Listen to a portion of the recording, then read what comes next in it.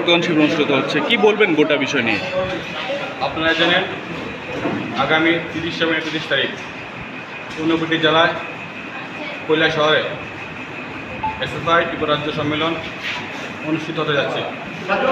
এই সম্মেলনকে সামনে রেখে ইতিমধ্যে সংগঠন তার প্রতিটি বিভাগীয় কমিটি নানা ধরনের সাংস্কৃতিক সামাজিক কর্মসূচি গ্রহণ করছে।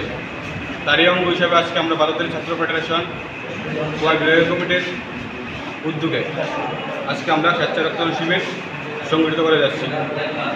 এই সম্মেলনের মধ্য দিয়ে কমরেড আর কতজন আজকে টোটাল রক্ত দেবে? আজকে আমাদের টার্গেট 15 জন স্বেচ্ছা রক্ত দেবে।